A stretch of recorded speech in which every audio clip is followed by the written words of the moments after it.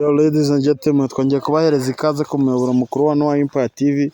Njyewe bagezaho amakuru banyita Niyibizi Eric K 0250. Tugiye kuganira ku musore wanyu wo bita Chris Easy. Ni umusore mwiza iminsi nyine mu buzima busanzwe bakunda kumwita Christian, bamwita Chris Easy n'ayandi mazina menshi nyine mugagiye gatandukanye. Nyine nk'uko mwabibonye umubyeyi wa Chris Easy yaje kwitaba Imana nyine. Tunamufata mu mugongo nka Noah Empire TV n'abandi banyamakuru bagenzi banje nyine nabo mwabibonye ko bajya bamufata mu mugongo, nanjye naje kumuha yambo nyine.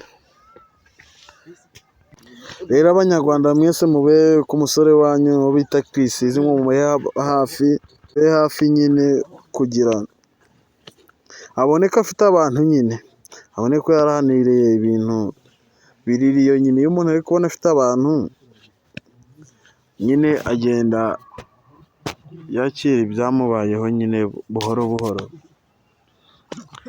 Ariko nyine mukomeze mufate Chris Easy mu mugongo, mumuhereza yambo ku bantu bamwegereye cyane, munamudukomereza kuko twe turi kure ye nyine. Nyine mukomeze mumuhe yambo, ntaje niyo ibyo nabashe kuvuga nyine. Turababaye bya anje ko twabuze nyine umumama watumye tugira ibyishimo bigiye bitandukanye. Yatubyariye umuhungu nyine, tubyariye umuhungu w'intwari cyane.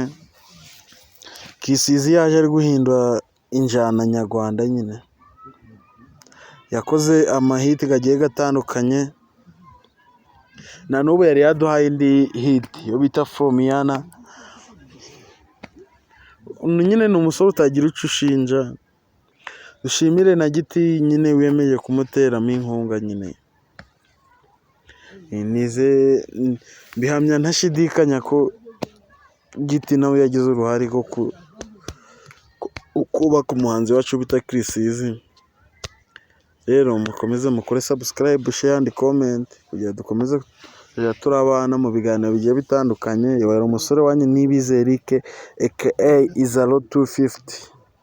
Ciao, turabakunda cyane, ariko mwumve cyane nyine murakomeza kuduhera Chris Easy yambo ko turamukunda nawe.